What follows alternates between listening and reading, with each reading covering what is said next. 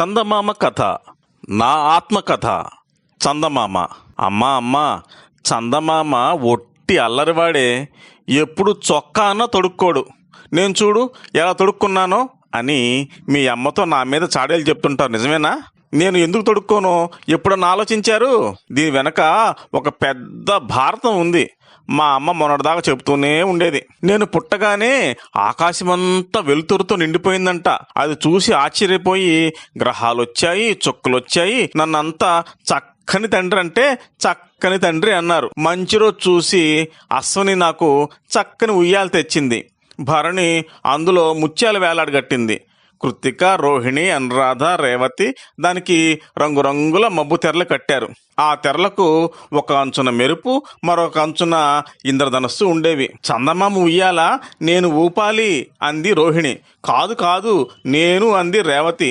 ఇలా చుక్కలంతా పోట్లాడుకుంటూ ఉంటే మా అమ్మ చివరికి రాజీ కుదిర్చింది. దాని ప్రకారం వంతుల చొప్పున ఒక్కొక్కరే వచ్చి జోలపాడుతూ ఉయ్యాల తొట్టిని ఊపుతూ ఉండేవారు. ఒక రోజున చలిగాలి బయలుదేరిపోతూ నేను నిద్రపోతుంటే వచ్చి సూదులతో గుచ్చినట్టు గుచ్చింది. మీకు అలాంటి మనుషులు తగిలారో లేదో, వాళ్ళకి చిన్నపిల్లల్ని ఏడిపిస్తే గాని ముద్దు రాదు. నేను ఒక్కసారిగా కెవ్వుమన్నాను. మా అమ్మ గబగబా పరిగెత్తుకొచ్చి నా తండ్రిగా ఏడవకు అంటూ ఎత్తుకుంది. నా ఏడుపు కారణం తెలుసుకుంది. ఆ రోజునే ఆకాశంలోని అంగళ్ళన్నీ తిరగవేసి చలిదూరని చక్కని గుడ్డ తెచ్చింది. అది పెట్టి నాకు ఒక చిన్న కోటు కుట్టి తొడిగింది. ఆ కోటు మెత్తగా హాయిగా వెచ్చవెచ్చగా ఉంది. ఆ కోటుతోనే ఆ రాత్రి నిద్రపోయాను. ఇట్లా నిద్రపోయి లేచేటప్పటికి నా కోటు కాస్త చిరిగిపోయింది. ఒక్కసారి బావురమన్నాను. మా అమ్మ గబగబా వచ్చి, ఎందుకో ఈ తండ్రి ఏడుస్తావు, ఎవరు కొట్టారు అని అడిగింది. నేను జరిగింది చెప్పలేకపోయాను.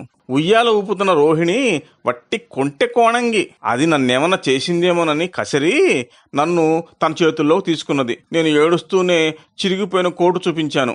మా అమ్మ ఎగాదిగా నా కోటు చూసి, నా బంగారు తండ్రిగా ఏడవకు, నీకు ఇంకో మంచి కోటు కుట్టి తొడుగుతాగా, ఏడవకు, చాలకుండా కుడితే చిరిగింది, ఈ తడవ నీకు సరిపోయేటట్టు కుడతానుగా అంది. మా అమ్మ మళ్ళీ అంగళ్ళన్నీ తిరిగి మంచి గుడ్డలు తెచ్చి 1-2 సార్లు కొలతలు తీసుకొని కోటు కుట్టి తొడిగింది. ఆ కోటు తడుముకుంటూ రోహిణి జోలపాట వింటూ నిద్రపోయాను. మర్నాడు లేచేటప్పటికి ఏం జరిగిందనుకున్నారు? బంగారం వంటి కోటు బదబదాలుగా చినిగి ఉంది. మళ్ళీ బావురమన్నాను. ఇలా ప్రతిరోజు ఒక కొత్త కోటు కుట్టి తొడగటం, మర్నాడు పొద్దుడికి అది చాలక చిరిగిపోవడం జరిగింది. మా అమ్మ ఇట్లా 14 కోట్లు కుట్టింది. 14 కోట్లు చినిగాయి. 15వ కోటు అన్నిటికన్నా చాలా పెద్దది, చాలా అందంగా ఉంది. అదేమైందో తెలుసునా? మర్నాటి పొద్దుడికి వట్టి గంగిరెద్దు బొంతయింది. ఆ మర్నాటికి మళ్ళీ నేను చిక్కిపోయాను. అదంతా చూసి మా అమ్మకు విసిగెత్తింది. అప్పటి నుంచి మళ్ళీ కోటు గాని చొక్కా గాని కుట్టి తొడగలేదు. ఎవరైనా నాకు సరిపోయే కోటు కుట్టిస్తే ఎంతో సంతోషిస్తాను. మీలో ఎవరు చేయగలరా పని?